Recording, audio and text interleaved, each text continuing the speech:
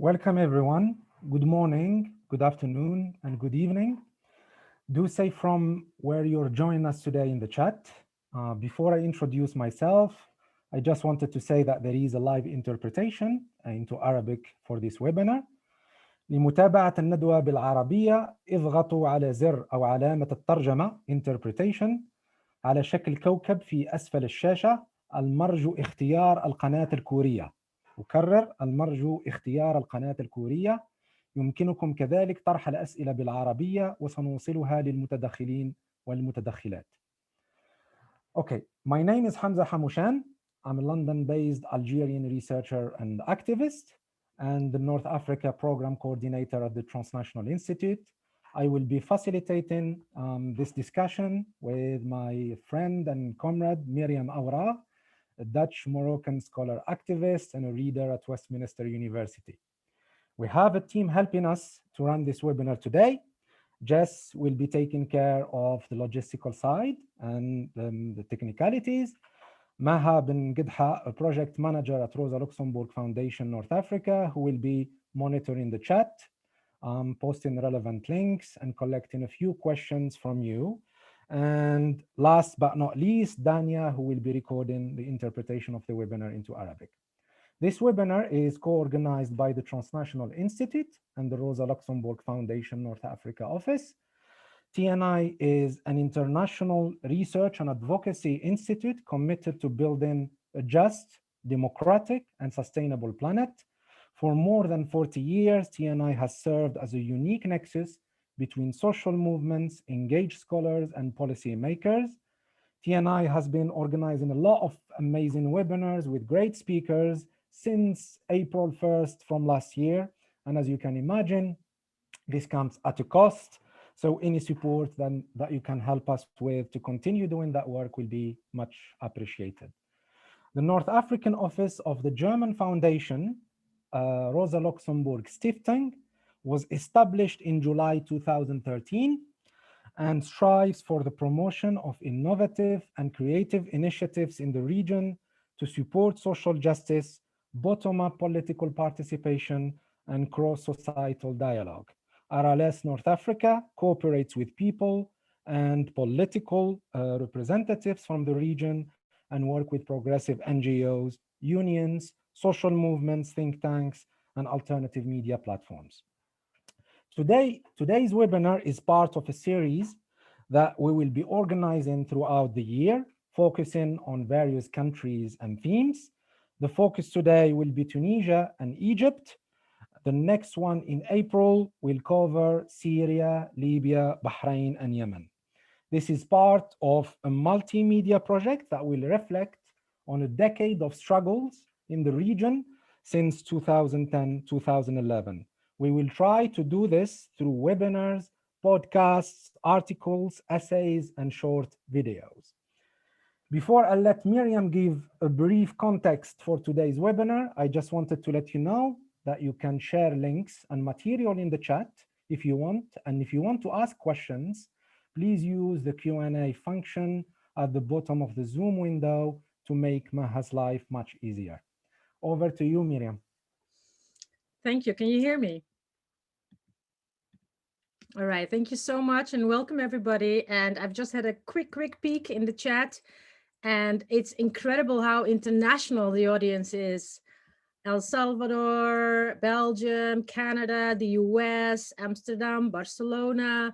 It's really impressive. And I just wanted to reiterate what my friend and comrade Hamza said about the importance also of these webinar as part of a series, because this is, an important moment to take stock of the last 10 years. There's always something special about remembering and memory and the sort of celebration of epic moments in our own lifetimes. And it is exactly a decade ago, on the 14th of January, to be precise, 2011, after weeks of historic protests, that Tunisians deposed their decades-long dictator Ben Ali. We all probably remember that moment. And inspired by this revolutionary development, and building on their own pockets of revolutionary experiences, Egyptians then embarked on an equally inspiring revolt, which is barely 18 days. In barely 18 days, it culminated into the overthrow of Mubarak, the other despot. And we all remember also that day, wherever we are, some of us were saying, you know, when people ask you, where were you on this or that day, whether it's 9/11 or whatever day. And for us, really, it was, where were you on that day that we heard the news again, in this case, that Mubarak has fallen. These revolutionary uprisings, they shook the world, literally. I mean, it wasn't just the inspiration, and figuratively speaking, it's sort of the physical shaking of the streets and houses and the squares with all the bodies that were gathering in a few weeks' time to also join in this momentous time in history. They were inspired by how ordinary people in the region had swept uh, Western-backed tyrants that were ruling for decades, one after the other. Images of dominoes were on our screens, where we saw one flag after the other falling down. I think it is still undoubtedly among the most unforgettable historical events. That only is deserving of an event such as this, where we gather, even if it's online in a webinar, to go back to those momentous moments, to remember those melodious chants.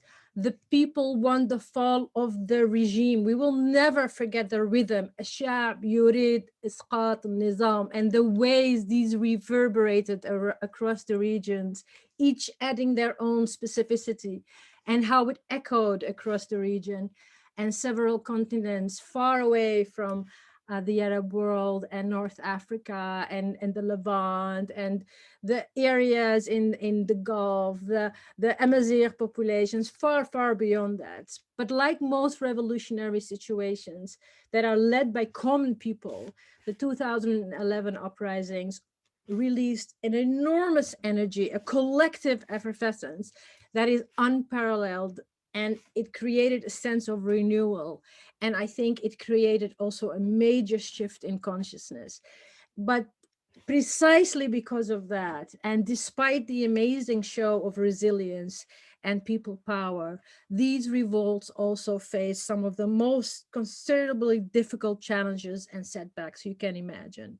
The movements found themselves pitted against each other, pitted against entrenched authoritarian and counter-revolutionary forces that were bent on crushing them. But before we hurry to these aftermath, this webinar is about before going to the counter-revolutionary setback side, without declaring revolutions to be some kind of discursive property in a past tense. We really want to look back at the moment itself and take stock precisely in order to look forward. It is these lessons from the past, and it doesn't matter which directions these momentous events then took later on. It is still those lessons that we need to take stock of today in order to look forward. So this webinar is going to try to do that as the first chapter of these series of webinars, each with a different focus and angle. Today we will focus on Tunisia and Egypt. Of course, not because it is a detrimental difference between Tunisia and Egypt to, for example, Morocco or Syria, but because they were the birthplace of these magnificent revolts, and because we have among our guests today some of the most experienced and wise and witty and knowledgeable people who have been either at the forefront or behind their computers or doing both. So the aim is, together with our guests today, to revisit these historical moments and allow you, our audience from all over the world, to revisit and learn from these scholar activists and witness and re-witness these momentous events through their eyes. So together we shall reflect on some of the key achievements that include the defeats, but that also allow us to draw new lessons. Before we go into our speakers with all kinds of questions, we would like to give you a taste in terms of, what did it look like? What did it sound like? So we will start with a video from the Muserin collective, but maybe Hussam can later say something about that. This collective that started as actually an outcome of the revolution to film and to report. And they made a fantastic first anniversary collage of the Egyptian revolution. And that will be followed by an excellent video collage about Tunisia that we have borrowed from The Guardian. So let's enjoy these beautiful videographic momentous events and revisit those moments of shock and beauty.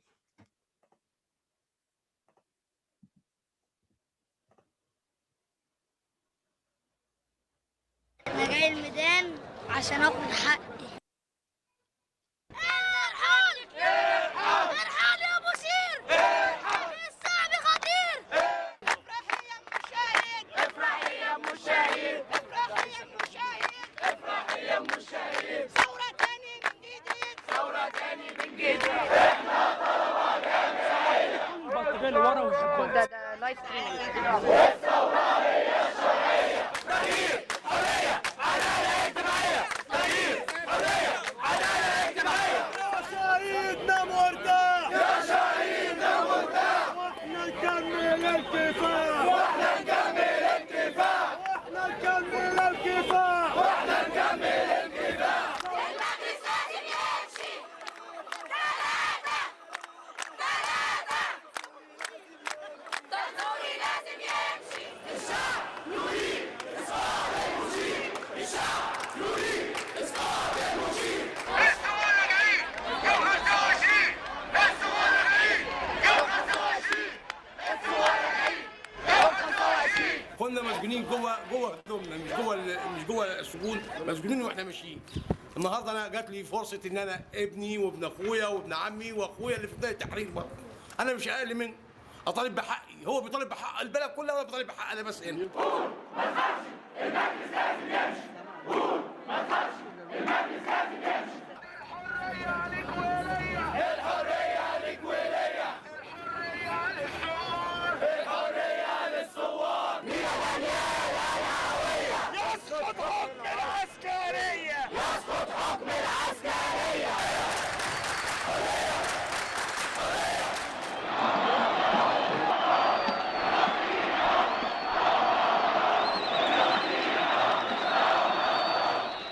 يا ريت الناس ترجع الميدان تاني بجد وتنزل وتاخد حقها. البلد دي عشان تقوم قومة لازم كلنا ننزل ونتكاتف مع بعض ونرجع زي الأول تاني. ومعدنا 25 واحد وتمديد الثورة إن شاء الله للقضاء على العسكر. 25 واحد هنشيل العسكر بإذن الله بإذن الله بإذن الله. 25 يناير اللي جاي إن شاء الله المجلس هيمشي فيه. فيا ريت نعمل حسابنا يوم 25 يناير هنكمل المشوار. بس يلا بينا نكمل الثورة. يا زنطاوي صحي النوم. يا زنطاوي صحي النوم. 25 آخر يوم. 25 آخر يوم.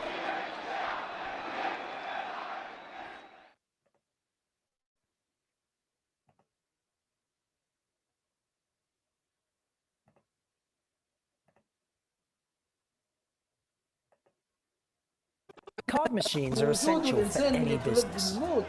But are you overpaying? Luckily, there's a new solution that's revolutionizing the market. What is it?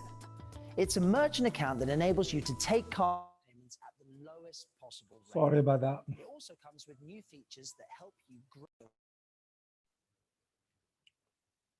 Don't worry, that's normal. A world of webinars.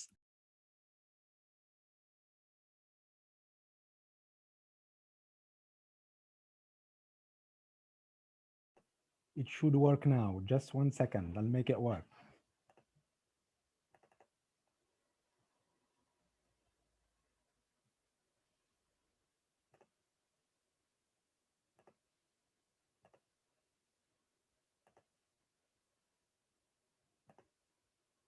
معناها في وجوده الانسان من يتولد الموت احسن هديه ينجم ياخذها، وانه يساهم في هالقيام تاع بلاده وهي تعارك. ما توقف ما توقفش مش هذاك المشكل، المهم هي قاعده تحاول توقف.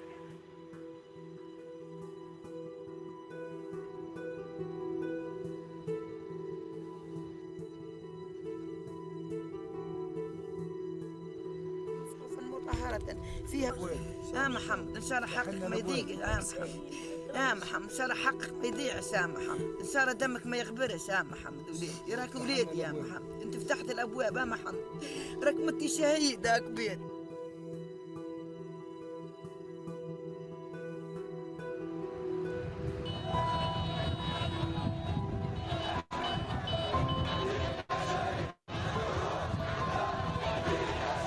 وباش ناخذوا ان شاء الله يا ربي، وربي هو اللي يهدي، وربي هو ارسل ذاك محمد البوعزيزي اليتيم الشهيد، ربي يرسلوا باش يبين الحق كل الشباب هذايا.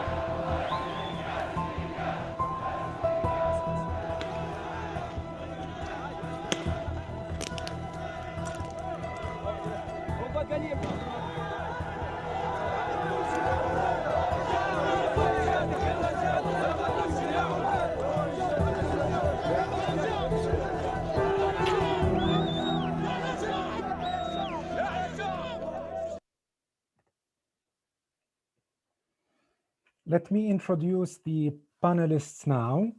Unfortunately, Dina cannot be with us today, but we have three other amazing speakers.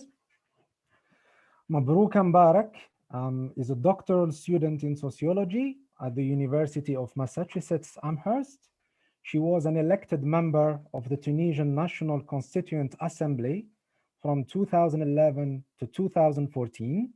She recently edited a book titled Cities of Dignity, Urban Transformations Around the World, a book written by movement-based authors, and the global working group Beyond Development in which she participates.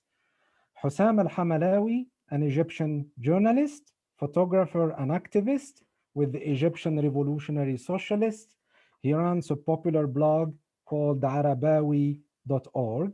And Shafiq Penirwin, a Tunisian activist and economic analyst. He is the co-founder and current president of the Tunisian Observatory of Economy. He is also on the executive council of the Tax Justice Network in Africa. Before we delve deeply into analysis, we would like to invite each panelist to reflect a bit on their personal experiences. After all, the political is personal as well.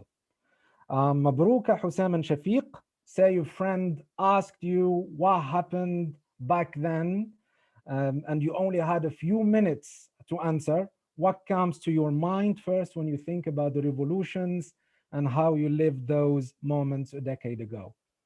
Mabrouka, and then Hussam and Shafiq. Hi everybody. Thanks for having me. In a way, it's kind of hard to start with like these videos and these, it's beautiful and, it's very emotional still. And I think that it's interesting because I saw in the chat someone said I was in tears and waiting for one to share the joy. And I think that this is kind of what I felt. It was like the joy and the tears at the same time. That exhilaration.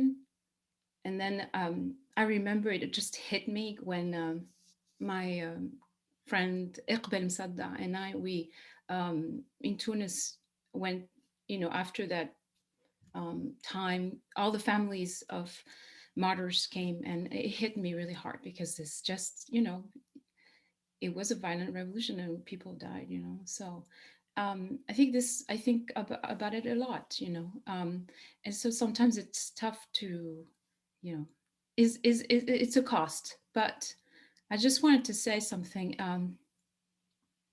There's this beautiful moment, and we are not taking for granted what we have now as gains. And there's a beautiful moment, like walking into a supermarket and people laughing and say, "Hey, for who are you going to vote?" "I'm going to vote for, this party. And people laughing and just, it was very emotional and like, wow, we can finally say that. So, But that's not all the picture. I want to make sure people don't hear me saying, oh, now you have representative democracy, right? But these were kind of gain that we still have.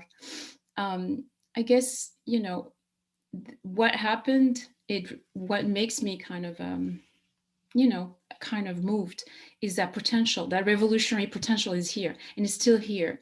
So that was like an amazing demonstration, and we know we're capable of that.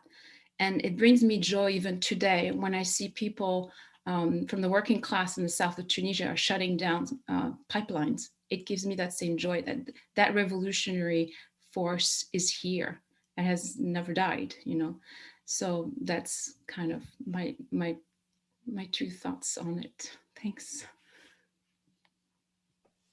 Thanks, Mabruka. Hussam, you're next. Hussam, you're muted. Yeah. Can you hear me now? Okay, perfect. Well, first, thanks for having me in this webinar tonight or this evening. I really appreciate everyone who's giving platform for Arab revolutionaries in these very difficult times.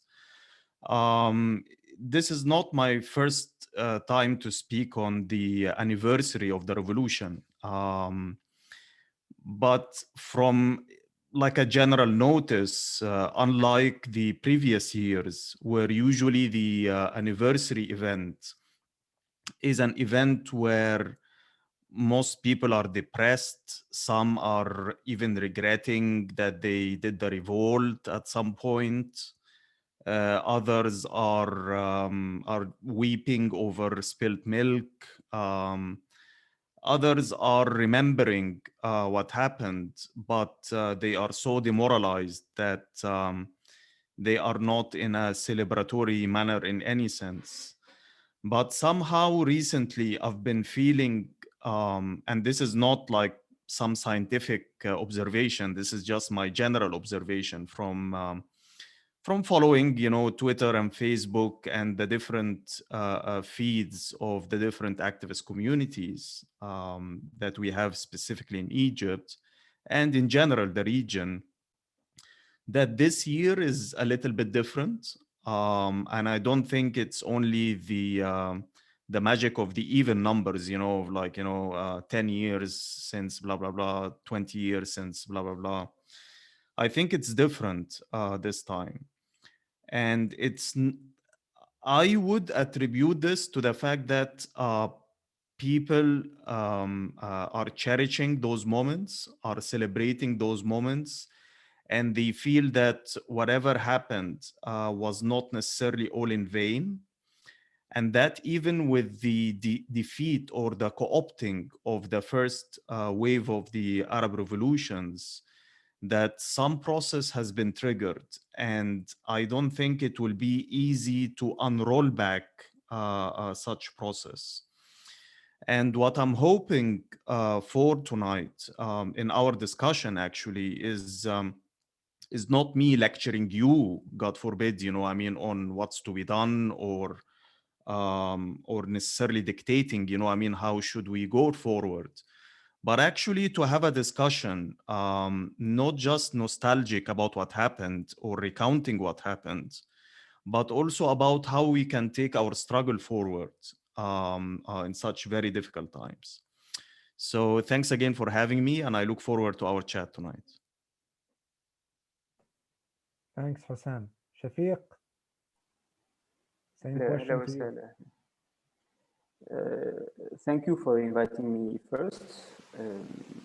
I think that the first panelists have captured everything like which I think it's important.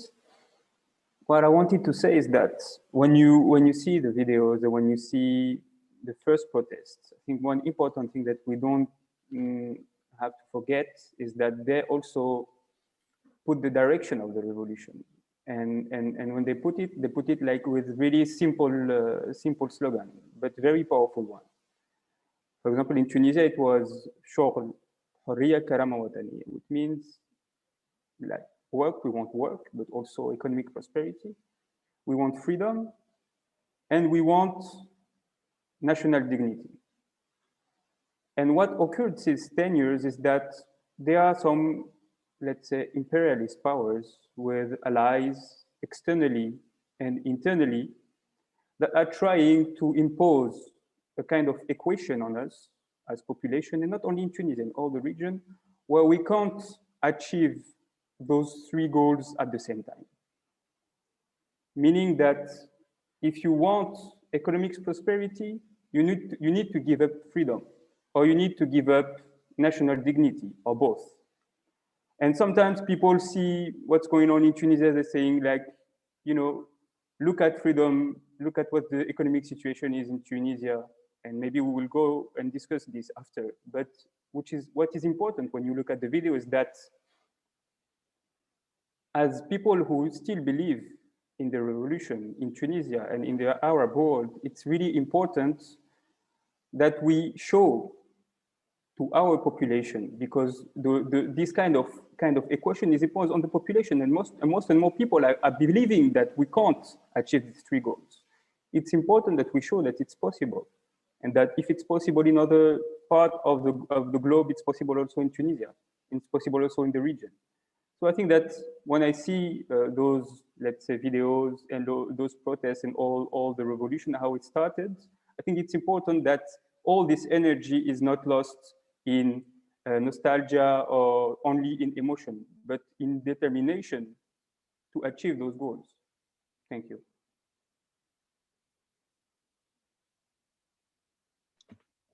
Yeah, let me take over from here. There's a couple of questions that pop up when we do reflections and when we look back, with the benefit of actually having historical knowledge, right? It's always a question of what remains in our memory and what is filtered out. So it's a really a political question, actually. What do people remember? What do they forget? I think there's also a question of accountability. What happened exactly? How were things framed in order to go back now and to say, remember when they said this and that?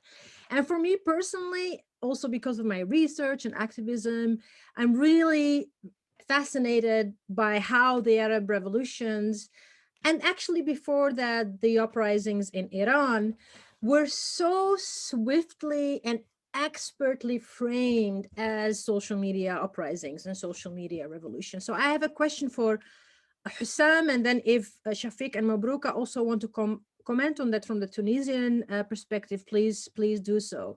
But I would like to ask Hussam, because Hussam, you were kind of on the front line debunking a lot of, let's put it, you know, fairly bullshit about the Egyptian uprising being a Facebook revolution.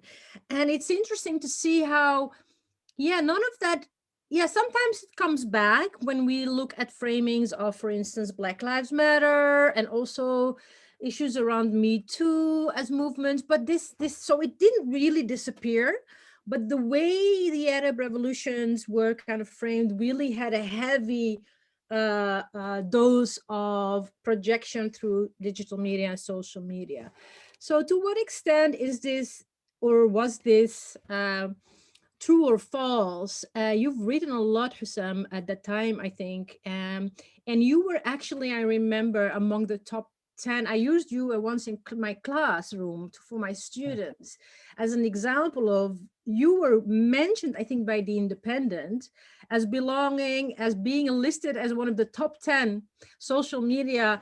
At that time, the term influencer didn't exist as it existed now, but you were seen as a top 10 influencer of journalists on social media, but you were also one of the most vocal opponents of this very framing. So can you tell us how you remember that? Do you think it's bizarre or? Yeah, that's usually the kind of reaction, you know, I mean, I get like, how come you're on the one hand, you're so involved in social media and in online activism, as they dub it. But at the same time, I've also been maybe one of the very skeptic and very vocal also, I mean, critics of such a phenomenon.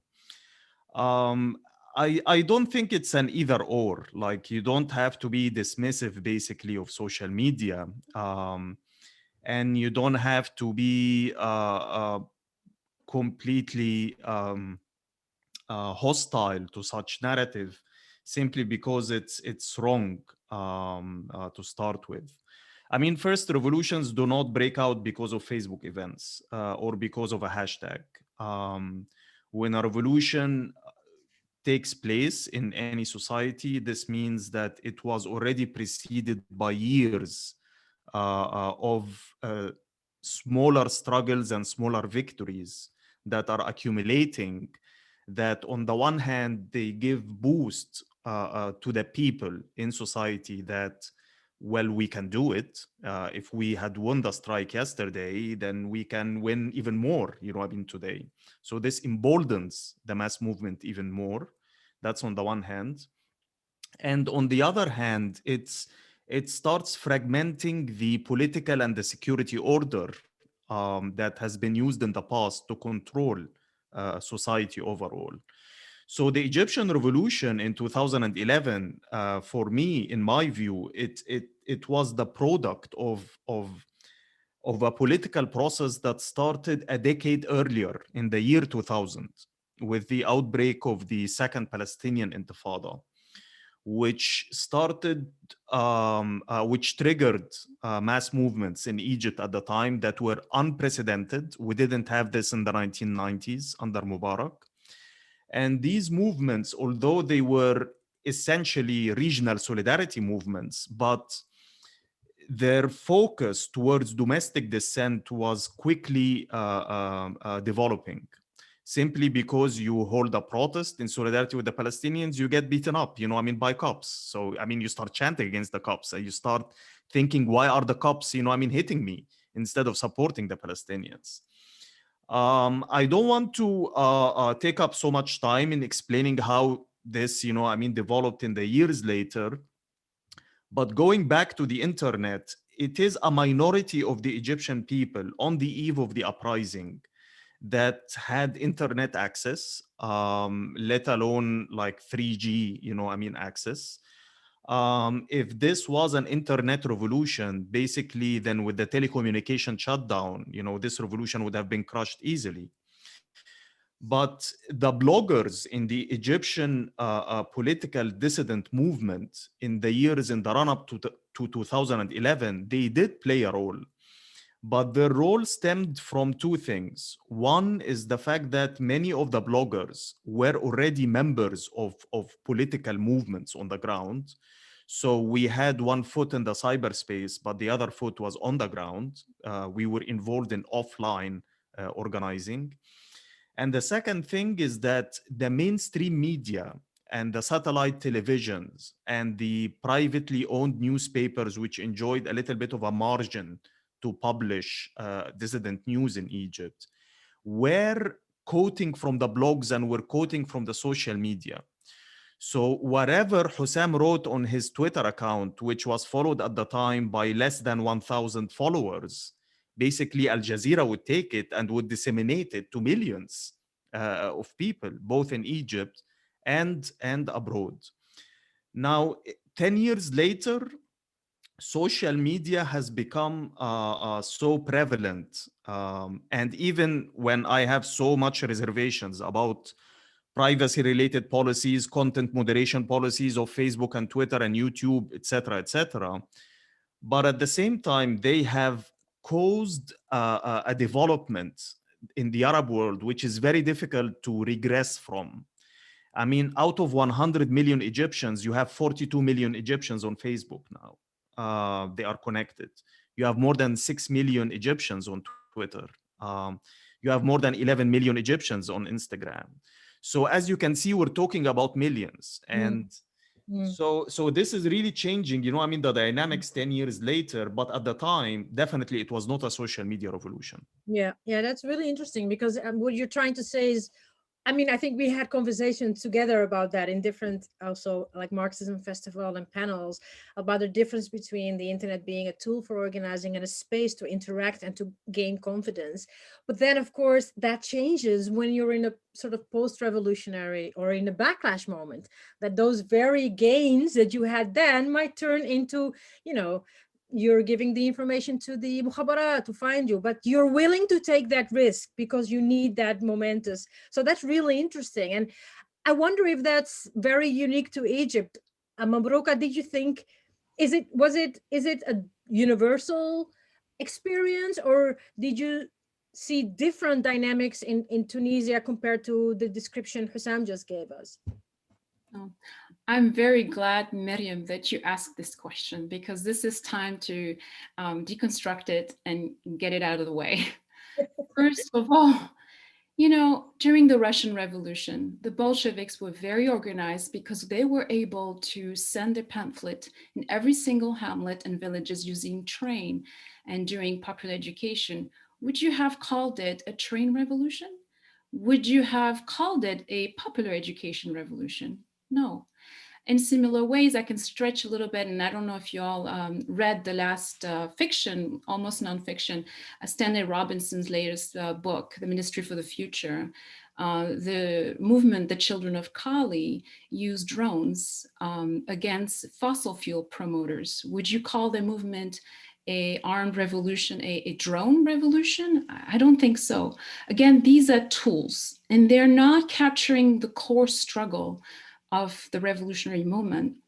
I'd like to say, you know, and in Tunisia, and I'm pretty sure in most of the region, these core struggle are class struggles. So going back to Tunisia, you know, there is a danger in stressing in the tools, because what we are doing here is giving power to this neoliberal framework of vision to see the world. And Tunisia today, we have having a really hard time because people's habitus, as some would say, or people really believe that our economy can only be you know, fixed by experts. And what we have in Tunisia now, at the head of our public institutions, are people who have experience in marketing, in communication, in management, these shallow skills, these neoliberal skills, you know, and they don't have a grounding in history and in political grounding. And this is very dangerous. This is why I do believe it was not a social media. Social media is just one tool. And the last point I wanted to make, and I think it's important, because when we say, when we nourish this idea that the social media are playing a role, we're talking about Silicon Valley companies. And these are serving imperialist interests, just like Shafiq said. And just for the story, Eric Schmidt, who was the head of Google, you know, was doing some tourism and going in all these countries and came to Tunisia. And at the time I was advising Monsef Marzouki, and President Marzouki asked me, okay, Mabrouka, go check, what does he want? And he was, you know, wanting to spread democracy, and Google wanted to help. But then in our meeting with the president, what Eric Schmidt wanted was to help us to draft laws so that every time you have public work, like you're digging for a road, you have cables, right? And is it to help democracy? So the reason why I'm mentioning this is to understand the material reality of what it means. This has nothing to do with democracy, right? And so again, to make really the difference between these shallow, you know, skills that are about the form and the core struggle of the people. Yeah. Thanks, Hussam and Mabrouka, for these great insights. And I'll ask Shafiq another question about another dominant framework, which pictured those uprisings as like it was a demographic uprisings. So like that scenario goes like this. The majority of the populations are young, and they are ruled by septu and octogenarians. And that creates some kind of instability that would definitely generate an intergenerational conflict that would erupt at some point. So Shafiq, was it simply a revolt of the youth against the old generation, or was it much deeper than this?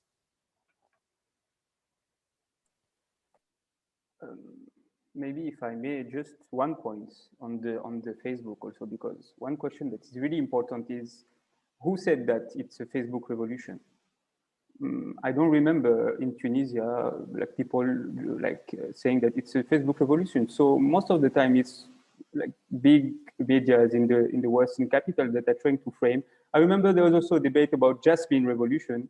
Never ever anyone said Jasmine Revolution in Tunisia, but it was trying to be framed by I don't know, French, US media as a Jasmine. So we are losing a lot of time trying to answer this. And we are not like passing the time trying to solve the problems of the people, of the population. So I think it's really important also not to try to give too much weight to this framing, because the more we give weight to this framing, the more we will trying to debate, is it like youth? Is it like Facebook? Is it like, so I think really we need to see what's the problem. If you speak about the youth in Tunisia, the youth are the victim of a system which goes through like after the decolonization, sorry. So we have like a social, in Tunisia actually, we have a social system that produces a lot of graduates, etc., and an economy which is a low value economy that cannot provide those jobs. So there is a kind of frustration between the gap and the expectation of the youth when they go out or when they graduate from the university, and the level of the economy. I just remember that before the revolution, there were kind of as many graduates than jobs created in the whole economy. So meaning that like what do they want to do? And this goes back to the 70s politics, where the only solution in Tunisia is that we either demand like foreign investment to come and provide jobs for the Tunisian, or tourism, or people have to migrate. So meaning that all the solutions are not inside the country. We always need to kind of ask other people, other institutes to say, please come and give jobs to Tunisians. So I think that this is a real problem that we have to solve in our country and that we have to focus on, because this problem is still the same in Tunisia now, to the extent that now the number of graduates are decreasing in Tunisia. Less and less people want to have like a university graduation in Tunisia. And now you have like 80% of graduates, they go outside the country. You know, when we talk about, you know, capital, illicit financial capital, we are also human capital that is also fleeing the country. So I understand the situation of the youth in Tunisia, and I think that it's important that we don't lose too much of our time on this debate about the Guardian said this, Al Jazeera said that, and I think that we really need to focus on those problems, because this is the priority of people on the ground.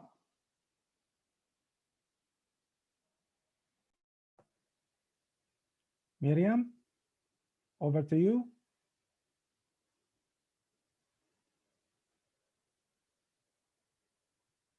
Where is Miriam? Sorry, I was muted, sorry. Yeah, I thought it was really interesting. I was saying, I thought it was really interesting how the question on social media and the question on demographics are so related, aren't they? They provide both a kind of cut and paste framework to explain why revolutions happen, in order to not talk about, I guess, political economy, in order to not talk about social issues that have to do with oppression, that are really deeply experienced and felt in society. So they are kind of like shortcuts, right? One of the other themes that I thought was also really important to rethink, that actually has a double function in that it really was a social issue that was often used in mainstream media and also mainstream academia, namely gender. It really was a way that it was kind of almost projected onto the revolutions as a singular topic or framework. So the idea was from progressive activists, it's not a singular issue. It's not like a single issue element that should be highlighted. But at the same time, it was a very important part of the struggle. It has been shown in the different experiences across the region that it wasn't an easy one to just let happen as part of the revolution. So the emancipatory and subversive potential of the uprisings themselves, in a way, depended on or were reflection of the active participants of women. So it's not just the fact that it is a popular framing in Western media, but it was part and parcel of the challenges inside the revolutions as well. Women's liberation, but also sexuality, they were part of the conversation. So Mabruka, how would you assess the role of women in the Tunisian revolution? Because also there was this distinct way of talking about Tunisia as being the most feminist and most emancipated society anyway, compared to the more sort of backward other countries. If you remember that, like Tunisia was also used as a kind of like, how do you call it, good example for the sort of more backward Muslim countries. At the same time, you must have had actual real struggles to include the politics of gender within these uprisings. So can you tell us a little bit about that? And I would invite also Hussam, if you had any ideas on this to come back to, because I think this was also part and parcel of some of the framing in the Egyptian uprisings, but also the sexual harassment in the Egyptian uprisings was also part of that framing. But first, Mabrouk, I'd be so interested to hear you. Yeah, no, again, it's an important question. And I think, the presence of women absolutely was important, just as the presence of young people, the presence of, but I think that the way it has impacted potential emancipatory transformation was weak. And the reason is the understanding of more women in the public sphere and the political sphere was understood only in a neoliberal vision, meaning it was just about being a woman there and perpetuating the system. And so the problem was that this is every time you frame the revolution with just a form and not a struggle, you do not have emancipatory potential. So if it's a social media revolution, we are going to have demand for more transparency, and that's it.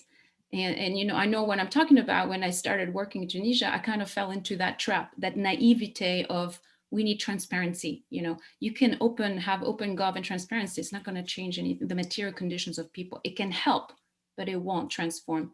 And here, having more youth, you're going to have more youth participating, but who are these youth? Do they have an understanding of the class struggle? Probably not. You're just going to have youth just to fill in your committees and your councils, and same thing goes with women. And what we have witnessed in Tunisia, I don't want to downplay it. We do have improvement. We have laws. But in the end of the day, the reality has not improved. And even in the way people talk, in Tunisia, the political elite will always say, we are advancing the rights of women and the rural women. Right? They authorize rural women. And what is, if it's not deeply class, this is a class struggle. This is the elite looking down at the rural women. It's a way to authorize them, and it's deeply racist, right? Why? It's because we haven't transformed the economy. The economy is still the same. Since the colonial era, it does depend on women labor in factories and in agriculture. And we have not changed. So in Tunisia, what we have is every month, a car accident, small car that was transporting 30 women, packed just like animals going to work in the field. You have these elites saying, oh, we have beautiful rights for women.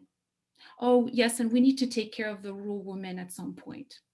So I just wanted to say that we have to be clear, again, the difference between having just women there and having a vision and intersectionality of the issues. It's not just being there. It's improving the life and the dignity of people, of women, of young people, but it's transforming the material conditions. And only with the intersection of the different patterns of domination, how can we entangle these patterns of domination, that we can really have emancipatory transformation in Tunisia. That's really interesting. So you're kind of saying, so you have the politics of representation, like the representation, that is also a political struggle. We shouldn't look down on that. We want to have movements that are represented, that are representing different communities, including minorities, like in North Africa, the Amazigh, other groups. I don't know if there's parallels in Egypt, where representation is totally a target, but it's just the first step. But you're saying it has to then come with an actual content, a program, and that the sort of like bourgeois elite, political elite type of gender representation, that is actually not going to help working class women who are going to be crushed on railway sides because of the conditions, etc. So I think that's a really interesting, which you can call dialectics, that have actually, I guess, also progressed in the years since 2011, right? Something that we've seen also maybe in what we will later discuss, hopefully, the second wave of the revolutions, where things have matured from these first wave, and then these things come up to the surface. I don't know if you've seen similar dynamics, Hussam, because I think the Egyptian revolution, one of the things that has been imprinted, you have to correct me if I'm wrong, there was something about a blue bra. There was something like a campaign around the girl with the blue bra that was actually evidencing how much at stake there also is for the regime once women start joining. They know the power of women joining and what it does to the social sort of visions, right? So they have to actually beat them out. So I remember that scene so much from Egypt. Yeah, the specific incident you're referring to was during the so-called Occupy cabinet clashes in December 2011, when basically the Egyptian army soldiers and officers, they attacked with live ammunition and with sticks and with guns peaceful protesters in downtown Cairo. And among the victims were one woman who was more or less like stripped, almost naked, with due to the attack by one of the soldiers. And this was caught on camera, and of course it caused a public outcry that went beyond Egypt. But at the same time, this is not separate from the bigger picture, as Mabruka was trying to refer to, that everything is connected at the end. Like if you look at the run-up to the revolution before 2011, Egypt, despite the fact that it is a very sexist country, women are fourth, if not fifth class citizens. I mean, I don't need to lecture you on the situation of women in Egypt. I mean, just put it in Google search, and you will find horrific reports about their status. But despite that, in the strike wave that basically broke out in Egypt prior to the revolution, and whose climax was the January actually uprising, women were playing a central role in the strike wave. Actually, it was women who started the strike wave by the very famous incident at Ghazl al-Mahalla, which is located in the heart of the Nile Delta in Egypt, and it's the biggest textile mill in the Middle East. 3,000 women workers went on strike, and they started marching in the factory compound, and they were chanting الرجالة فين الحريم هم, where are the men, here we are the women. And in the later strikes in the run-up to the revolution, women were breaking social taboos about sleeping outside their families' homes, for example. And that's when it comes to the factory occupations that were happening in the deep heart of the Nile Delta and the Nile Valley in very conservative small towns, but women were breaking those social taboos. Women were part of the Tahrir occupation during the 18 days, but also they were on the receiving end of the wrath and the violence of the counter-revolution from the moment it started. Prior to the revolution, women were already targeted in sexual assaults that were organized in specific by the regime's security forces in order to drive them out of the political scene. And more or less, this was a green light to the rest of society that, I mean, if the state itself, violates women in such manner, why not the rest of society? I'm not here trying to excuse such social practices and lay the blame only on those in power. But at the same time, they played a central role in normalizing it. As soon as the Tahrir occupation ended, actually in the last day, the sexual assaults against women protesters escalated in every event. And I would say that with the defeat of the revolution, the revolution is like a package. It's a package of civil liberties. If the revolution wins, everyone wins. If the revolution fails, actually everyone is gonna lose in the end. So with the rise in social dissent and with the progress of the uprising in 2011, you can talk about things that were taboos. I mean, LGBTQ people, I mean, we're talking about their issues. The Copts were increasingly organizing against the sectarian discrimination against them. Women activists started forming like watch groups in protests and in downtown Cairo during events, basically to fight off sexual harassment. But with the defeat of the revolution, I think the situation is worse for everyone, because counter-revolutions do not take you back to square one. They take you back to square zero or below zero. So everyone lost. You had the biggest attacks on our LGBTQ community in 2017, for example. This didn't happen under the Ikhwan rule. This happened under supposedly the secular military, general who's ruling us. The situation of women is no better. But again, since you mentioned dialectics and how things are always working in contradictions, yes, women's situation is bad, but at the same time, there are skills that they have gained across the years, especially after the revolution, that they are employing now. For example, the Me Too movement in Egypt, in fighting sexual harassment in the workplaces and against celebrities and even members of the activist community, has picked up in an unprecedented level over the past 3 years. So as you can see, it's a very dialectic and fluid situation, but I would say that I'm optimistic about the future. Thank you. Thanks. Let's move now to the economy, and I think Shafiq, that will be your favorite question. Actually, we've seen again in most of the liberal analysis that the major absentee is the political economy. Mainstream media, Western government, international financial institutions try to portray those uprisings as if they are just against authoritarianism, and the demands are mainly for political freedom and democracy. So in a way, they steer away from any class analysis, ignoring all the social demands of bread, social justice, dignity, and popular sovereignty.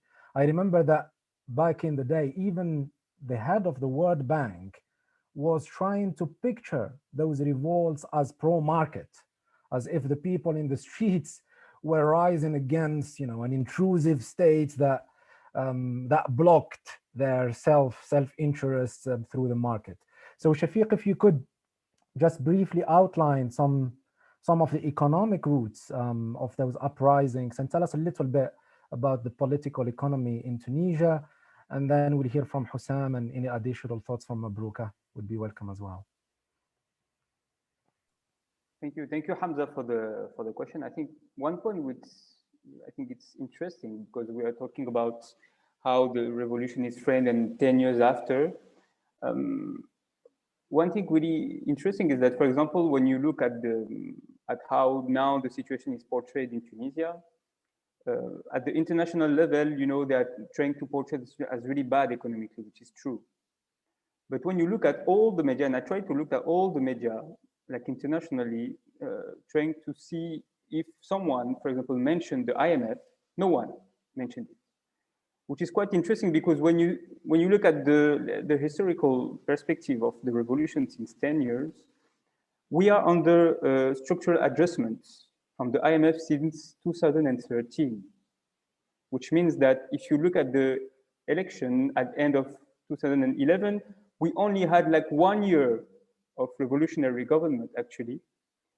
It was really focused on the constitution, but meaning that on the economic and social issues, we never had the chance to discuss these issues because most of the economic and social priorities were set by the IMF, the World Bank, the European Union, etc., etc., etc. So it's interesting to see that, yes, the situation is bad, but the reason is that because we were following, and I think in Egypt it's the same, because in Egypt, at least it was done quickly, because there was no democratic process, there was no freedom to resist these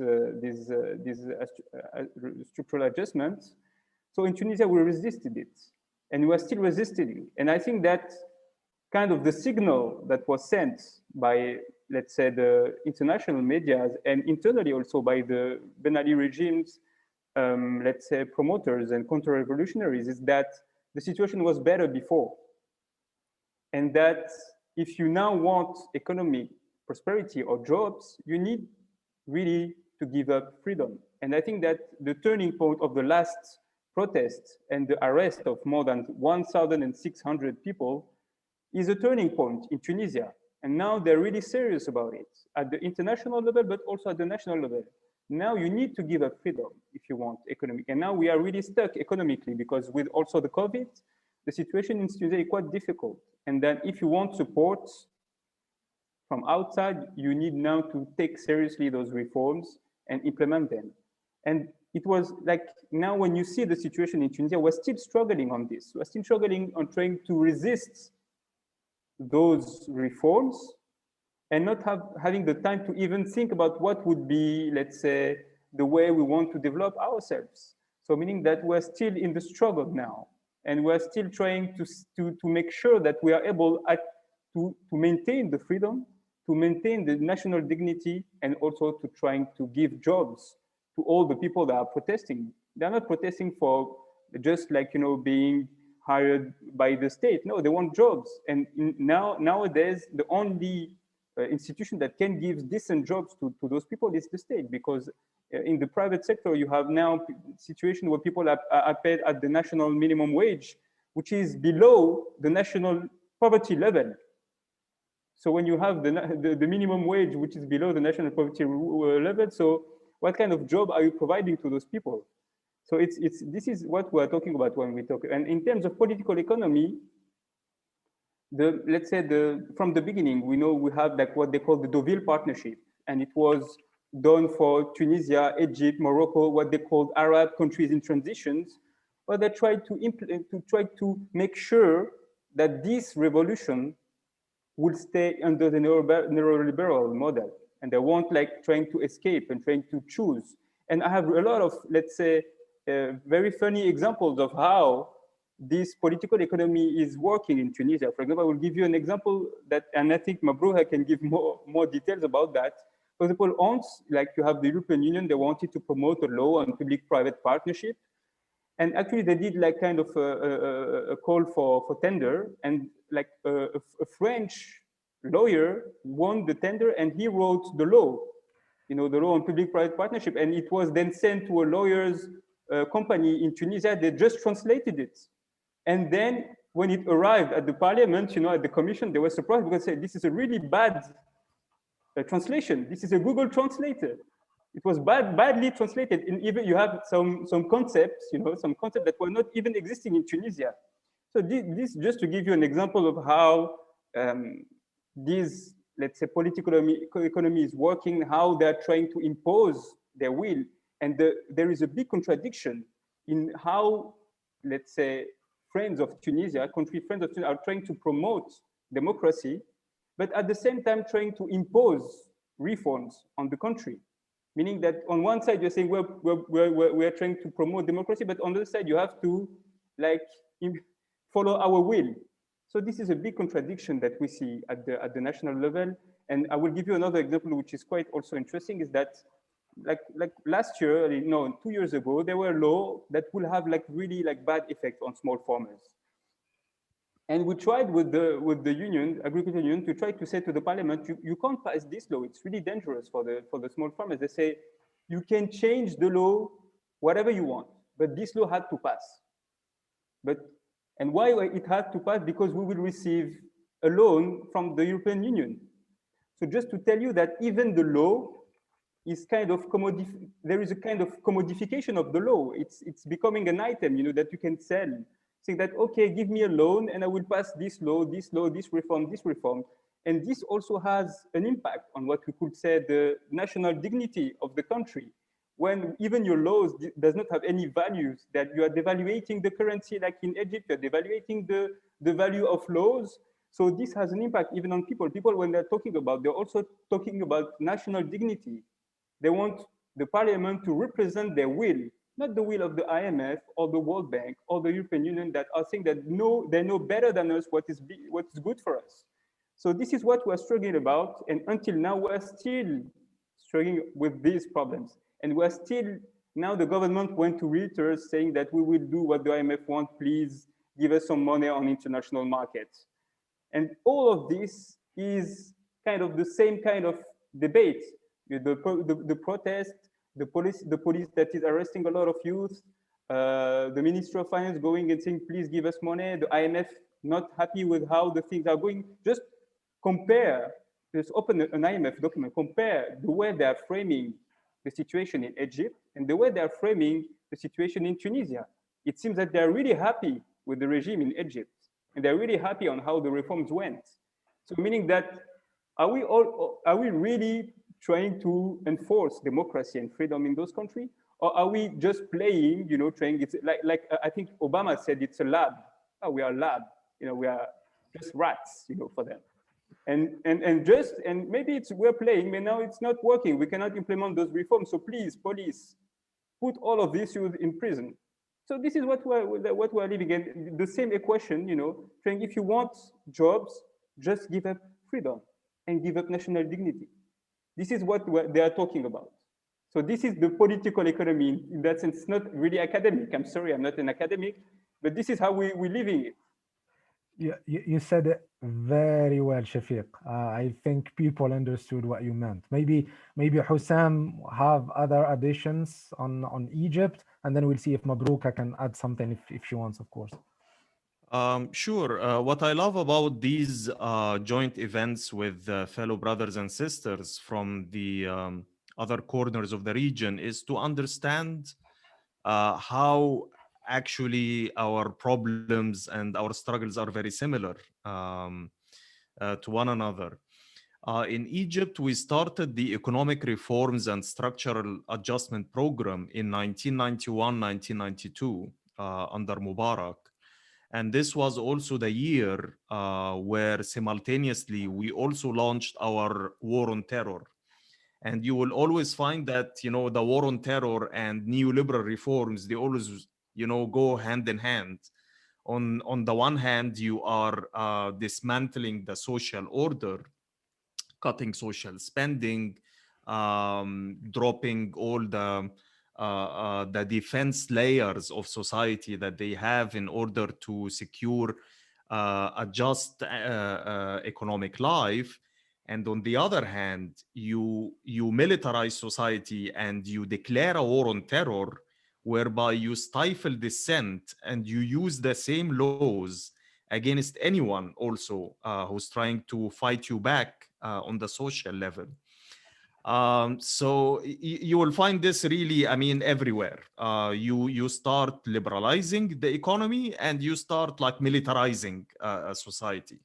And so the whole allegation that, you know, capitalism and freedom, they go hand in hand, is not really correct. And it's hilarious that we are in 2021 and, you know, some people still defend that logic. And let's remember that, you know, Egypt and Tunisia before 2011, the World Bank and the IMF were always like, you know, saluting the economic reforms that we are implementing.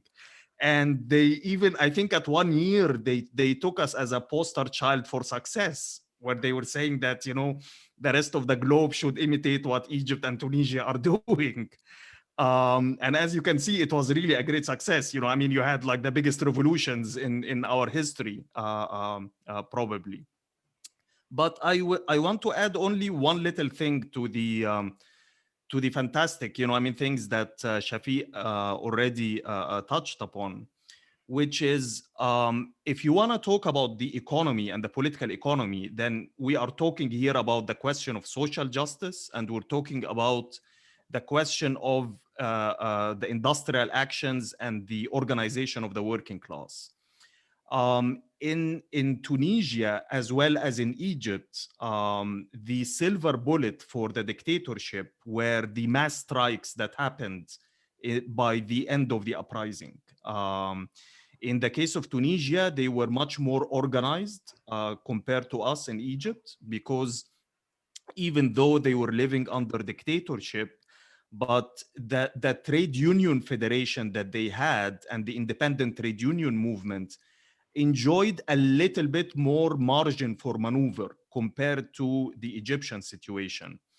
But that does not mean that in both cases, it's the mass strikes that started in the final phase of the uprising is what pushed, you know, the regime to sacrifice its head, or else the entire regime would have collapsed. And in the case of Egypt, to be more specific, the mass strikes did not end on the 11th of February with the ousting of Mubarak. Actually, they escalated because everyone was like, okay, we've managed to get rid of Mubarak. Now I have my boss, who is a mini Mubarak. I have my minister, who is a mini Mubarak. We have so many mini Mubaraks, you know, we need to get rid of the regime. And the problem is that in our case in Egypt, since we were not organized enough on the revolutionary left, we were not big enough to provide leadership for the uprising, is that most of the activist community in Egypt were actually hostile to the labor strikes. And they accused the deep state of infiltrating those, you know, movements and instigating strikes so that the transitional process is gonna collapse. People were accusing the workers of being greedy, and that, why are you striking now? These are matalib fi'awiyya. These are like very sectoral, you know, self-interested demands. You should focus more on the constitution, on how to create a parliament, on how to create a government that will give you your rights, but you should not be striking now. Actually, one of, you know, the icons of Egyptian liberalism, you probably know him, you know, as scholars, Amr Hamzawi, who was also politically active in the revolution. One of the first initiatives that he came up with after the ousting of Mubarak was that we're gonna form delegations made out of the revolutionary youth, and we will send those delegations to the factories so as to convince the workers to stop striking. This was like one of the first initiatives he came up with.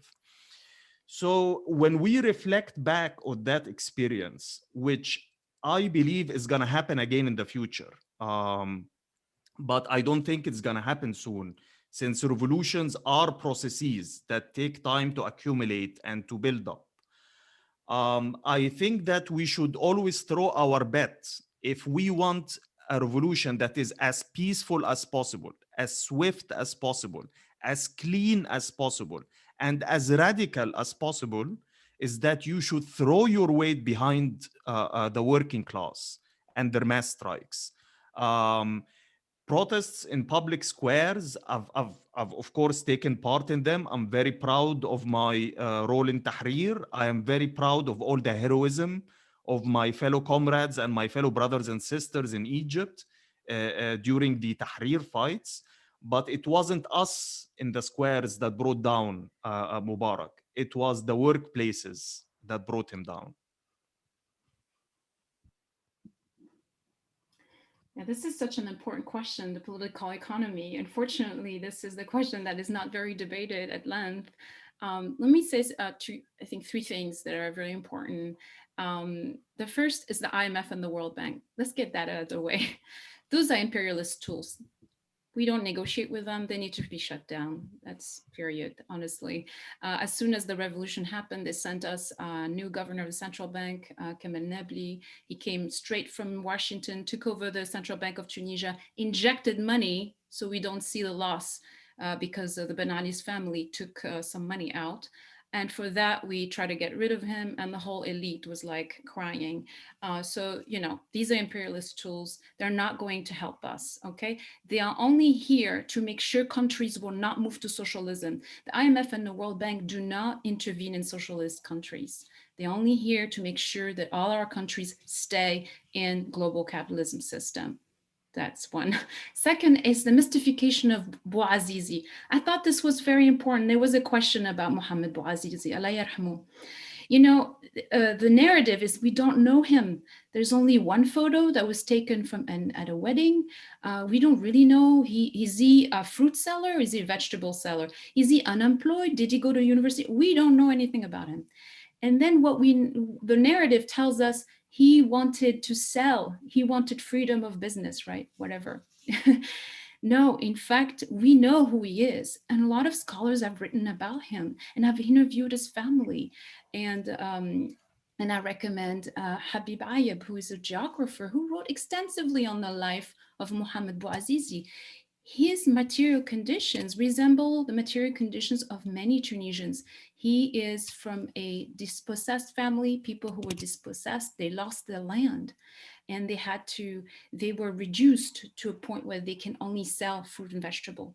So this is important to say because while we were drafting the constitution, towards the end of the process, some union, came and there was an amendment that appeared out of nowhere that we've never discussed. It was the right to work, and the narrative was Mohammed Bouazizi lost his life because he wanted to sell. So, this is important. This is not a neoliberal capitalist revolution at all.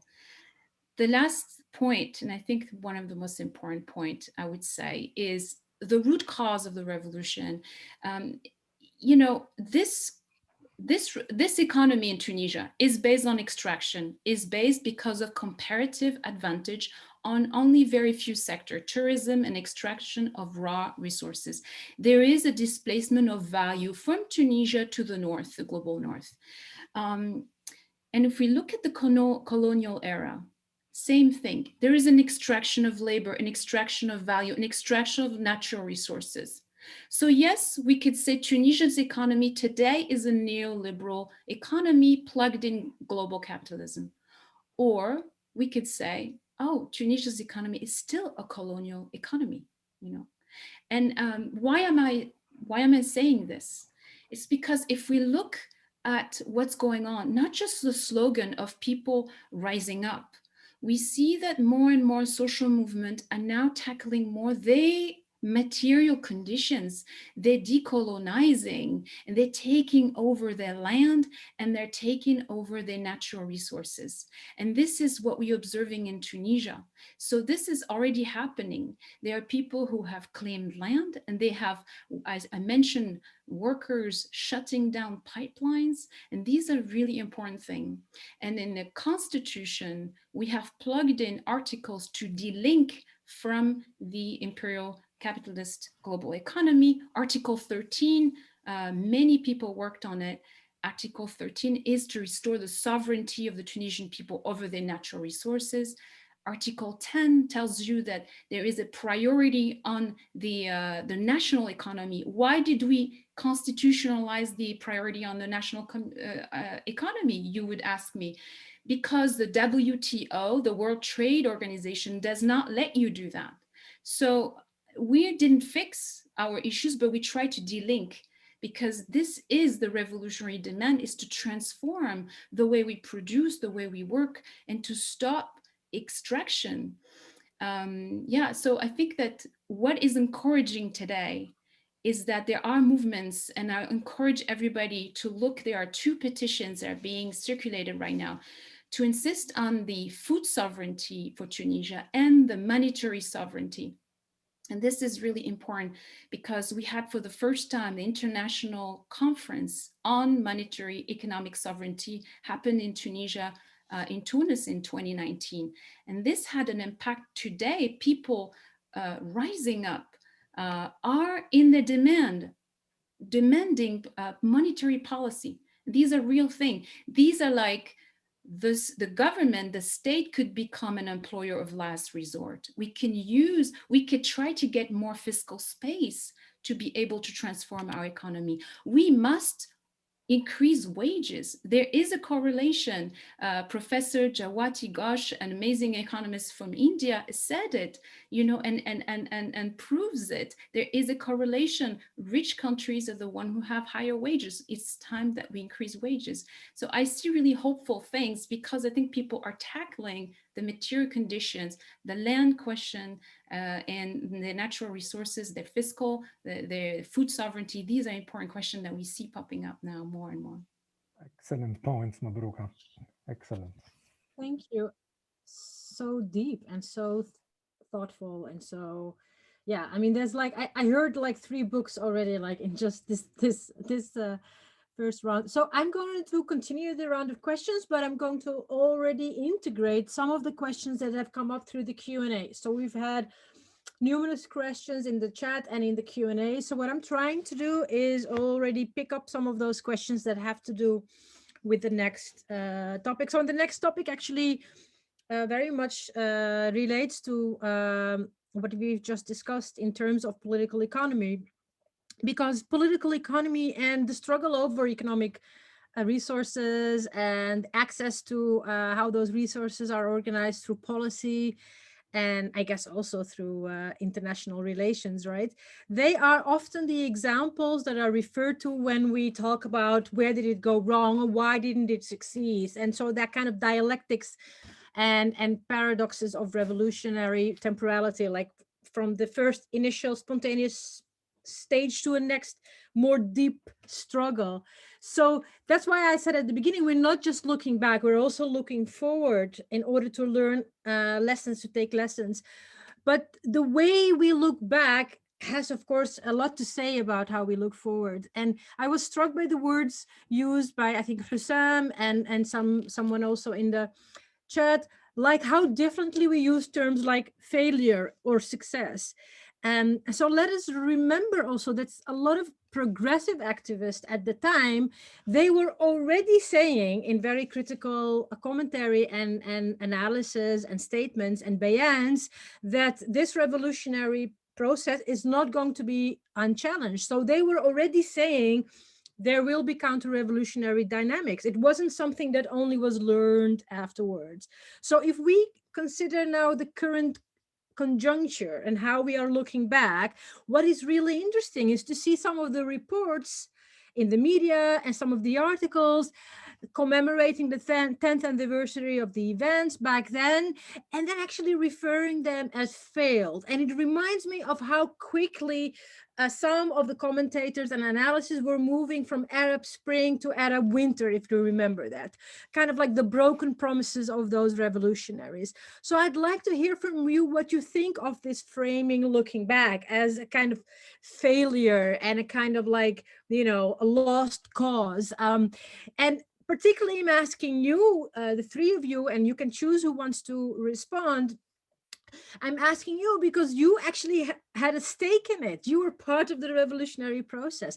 I'd rather hear it from people who had a lot of stake and had huge risks, people who were exiled, whose friends were killed and imprisoned. I'd rather hear from you how you refer to these revolutions as kind of a lost cause or failed or not, than from some liberal journalist. And this question relates also to the questions from the chat and the Q&A. One question was, I am often asked, why do I refer to the Egyptian revolution if the revolution failed? So this is an interesting question, right? So do you, in retrospect, change the way you refer to the revolution? And the other question was thinking of Egypt and the nostalgia or the collective dystopia that we are living in through at the moment. Would any potential future uprising be considered on their own terms, or will they always be seen as a continuation of the 25th of January revolution? And then the final question I picked up from the chat, what is the role of Western powers? What is the role of Islamists? What is the role of the Gulf and Gulf capital if we want to understand counter-revolutionary processes that have followed the revolutions, not because they are a negation of the revolution, but because they are part of the revolution. This is just the other side of the coin. Hussam, would you like to start, or yeah? I mean, I will try to avoid a game of semantics, whether to use the term, you know, I mean, failure or defeat or this or that. But I will tell you what I personally think. The Egyptian uprising was, it's a part of a long process. What happened on January 25th and the 18 days, and then in the ensuing 3 years afterwards till the coup, was part again of a long process that I believe has started or started in the year 2000. 10 years later, I mean, today I'm talking to you from Berlin, not from Cairo.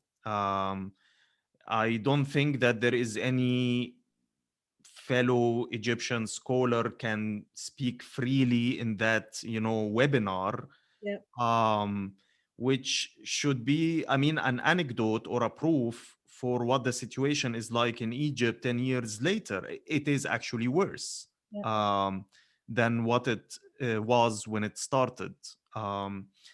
That's because revolutions do not continue forever. They either win or they get defeated or co-opted. And it doesn't mean that this is necessarily the end of the story. Yes, by mid 2014, I would say that the Egyptian January Revolution had been crushed, and that the military-led counter-revolution prevailed.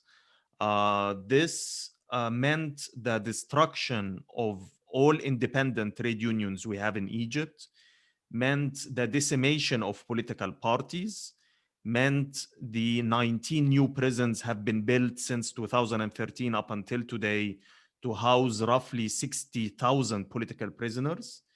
It meant a dirty war, Latin American style, whereby summary executions and provocations and infiltrations of groups, killing of innocents, and then you throw guns beside them and photograph their corpses as corpses of terrorists killed in encounter killings.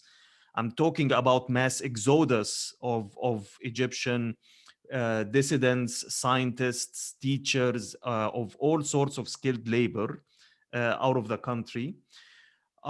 This is a setback. This is defeat.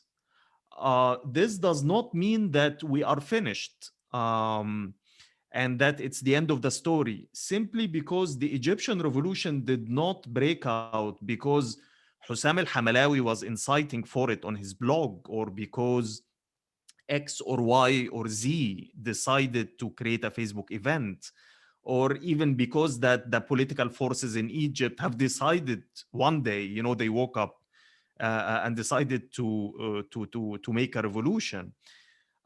This revolution broke out because of deep structural problems that basically translated itself into the slogan bread, freedom, and social justice. So these two problems are political repression and police brutality. And the second one is the lack of social justice. Now, looking back, I mean, did the military counter-revolutionary regime provide answers to these two structural problems? I would say definitely no. Actually, it made them worse. So this means that in the future, there will be the objective conditions for the revolt. But this is not an easy task, and the revival of mass dissent is gonna take some time, simply because if you have the objective conditions ready, you need subjective conditions, and that's the reviving of structures that can sustain mobilization, the revival of independent trade unions, the revival of youth revolutionary movements. Most of them have been either crushed or the organizers are in prison at the moment. So it will take time for us in order to revive those organizations so as to make the option of the revolution possible again. But yes, we have been defeated in the first round, and we have to admit that, because as strategists, you have to come up with a strategy and tactics that are according to your situation. If you are winning, then you are on a completely different, track. And if you're losing or retreating, then you have to come up with other strategies and tactics to limit the damage. So away from the triumphalism and away from the the nostalgic, slogans, we are in a very critical and bad condition, and we have to act accordingly in order to get out of this crisis. Yeah. Thank you so much, Hussam. And I want to also say thank you for sharing. I mean, the political is personal in that sense, what you're saying. Also, you're based in Berlin, and the fact that most people wouldn't be able to talk about this freely from Egypt. And now, as in, it's worse than how it was before, but it's a necessary also stage, is inevitable almost, if you think about counter-revolution. Thank you so much for your sharing your vulnerability, because I think we need to also make this clear for comrades and activists that this is the real life, and this is also what we sign up for. It's the sacrifices we sometimes make, but it's not necessarily something everybody has to accept. And I think it's good that you show this human contradiction also in the conversation. And I want to also say to the audience, we will have another webinar down the line where we actually go into the question of revolution and counter-revolution much more deeper.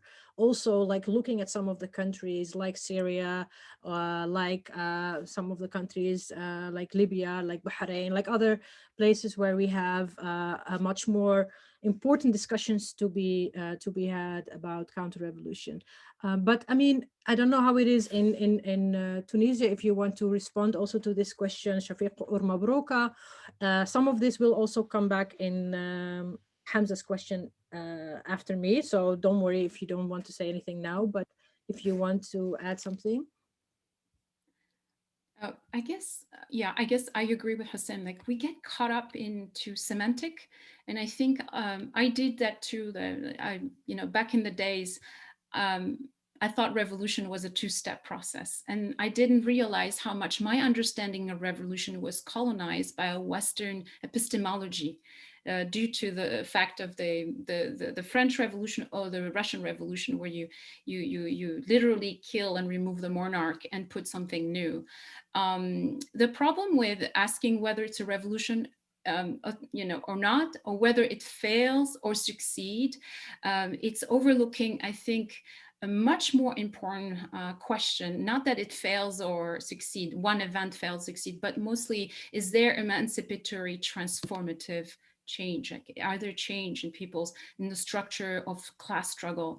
And for the Tunisian revolution, there is an attempt to start it from Bouazizi's immolation, but this overlook a more deep structural, social, economic roots.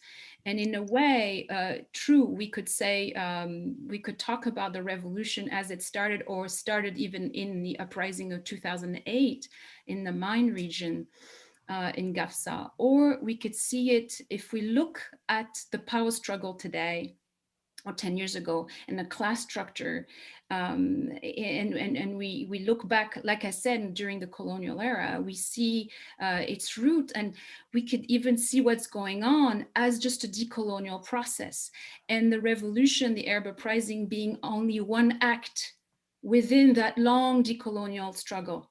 So we're talking about one act on a long decolonial struggle that hasn't ended. So how can I say this act, this event in this long struggle has failed, right? And I would like to echo what Sadri Khiari has said. He's a Tunisian scholar. He actually coined it. He says what's going on right now is a colonial counter-revolution, because the material conditions are still under colonial conditions. Our material conditions, the land and our resources, the way the division of labor, the way value is extracted, it's still colonial. And so again, like what is happening now, maybe we are the counter-revolution against the colonial era that still has its consequences, its social, economic consequences, its ecological devastation that, you know, due to the extraction of resources and labor. So it's only a matter of perspective, but I strongly view what's going on in Tunisia as more belonging to a broader struggle to end classes, to end you know, these dominations on the Tunisian people. Brilliant. Thanks, Mabrouka, for this. Shafiq, we had questions related to what Miriam has asked about the actual situation right now and the actual struggles ongoing in Tunisia. Because we hear often that Tunisia is the exception. It's true that it didn't face the same levels of violence inflicted by imperialist interventions and other counter-revolutionary forces.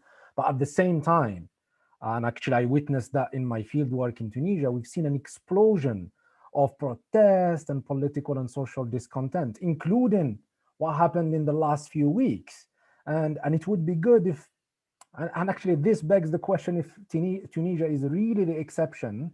And if you could say a little bit of what happened in the last few weeks with police brutality, and so we can end because already over time. Thanks, Shafiq.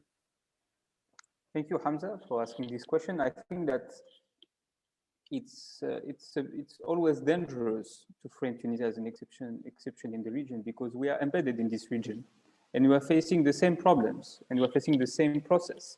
It's just that in Tunisia, they were not able to come back to the situation under Ben Ali, and even worse, as it was the case, for example, in Egypt.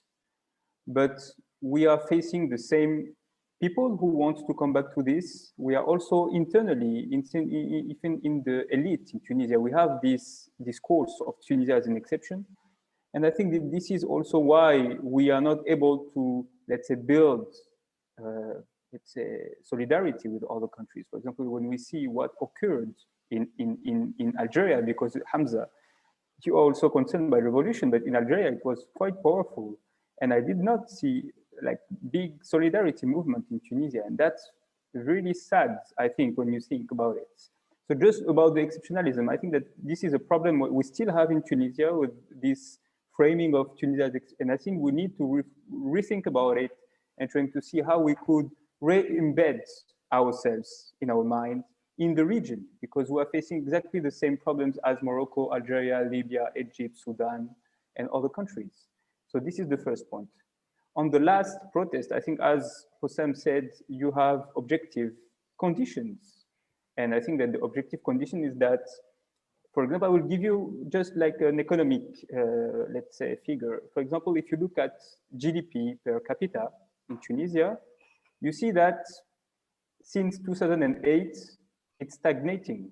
So we have the crisis of 2008 that influenced and had a negative impact on the situation of Tunisia. And that until 2014, it was the same, exactly the same number in US dollars.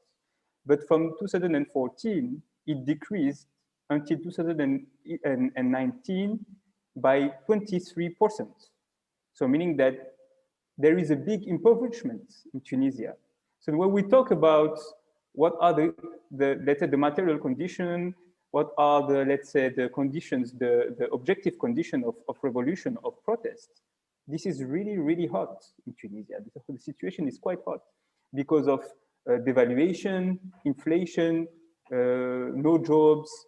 The situation is, and there is no answer from the political elite, because the political elite itself has internalized this equation of there is no food with freedom.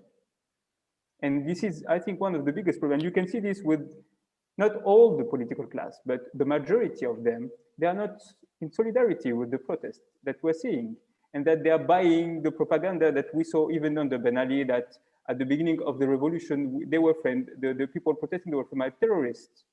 So now we can't say terrorists because, you know, we can check, but they're framing this as vandalism, etc., etc. So, but when you see the demand of the people who are protesting, because you have the demand, they are publishing bayan, etc. You see that all of the demands are on the social and economic aspect of the revolution, and that all of what Mabruka was saying, it's well understood, and it's sometimes even better framed than what we, Mabruka and me, are saying here. So really, if you can understand Arabic, I really advise you to follow them and to follow what's going on in Tunisia, because they are, and when you see that, and when I saw the question of Miriam, is it a failure? When you see the demand from people who are protesting, you can say we are not failing, we're actually succeeding, because this is a new generation who is understanding even better than us what are the conditions that they have to improve to make this revolution a success. So when you see that, and when you see that how the political elite is entering, then we can bring the question of demographic struggle, because all of this elite, actually, when you see them, they were all here during the coup d'etat of Ben Ali in '87. So we are speaking about the same elite, political elite, that is still lecturing us on what to do, what to say, etc. in Tunisia. And when you see the youth generation, and they are saying it, they're saying we are the wrong generation, meaning that you can't let us come back to the period of Ben Ali, and we can't say what is necessary to make this revolution a success. So we have this we have this kind of generation at the political level. But tomorrow there are protests on this, on the arrest and on the demand of people. So the struggle is still continuing in Tunisia. We will see how it will go. But my understanding of the situation is that we are kind of at a turning point. There is a fatigue from the people on the ground that there is no answer on the economic and social situation. And there is a fatigue from the elites and the international community that Tunisia is not implementing what they see as the necessary reform. And even in the liberal, like you see the economists, financiers, they're saying it's unpopular reforms. So if it's unpopular, why are we trying to implement them? So they are aware that it's unpopular, and they would, at the beginning, they would say, yeah, human rights, etc. No, don't put people on prison, but then they will do deals. Like in Egypt, they will do deals, they will sell arms. There's no problem, this is real politics. So we have to be very careful in how we are supporting the people on the ground and how we are trying to understand the situation in Tunisia, and be very careful, because the situation is really fragile. And as we saw in very different period of the revolution, we can really come from, let's say, a democratic or freedom environment to a really brutal authoritarianism really quickly. And what we saw in the last weeks, it's a kind of a signal that it can come back really quickly. Yeah. And the alliance of political parties and the comeback of the former regime at the forefront of the scene, it's also a signal that it could really come back very easily. This has been truly a fascinating discussion, and I wish we had more time to delve into more details and ask all the questions, the excellent questions that came from the audience. As I said earlier, this is part of a series of webinars to reflect on a decade of struggles in the Arab region since 2010-2011. The next one would focus on Libya, Syria, Yemen, and Bahrain, and will be held on 16th of April. You can already register for it, and my colleagues will post a link now in the chat. You can also listen to a great series of podcasts that my colleague Sean curates. It's called State of Power and covers various issues to make sense of the world's most complex challenges. do follow them if you can. TNI offers these webinars and podcasts and its research for free. And as you know, it takes time and a lot of resources. So we will be grateful if you can support our work by donating through the link you see now on the screen and in the chat. Finally, I'd like to thank all of our speakers. You've been truly amazing. Thanks to Miriam, Jess, Maha, and Dania for making this webinar run smoothly. And thanks to all our audience for joining us. Goodbye and see you soon.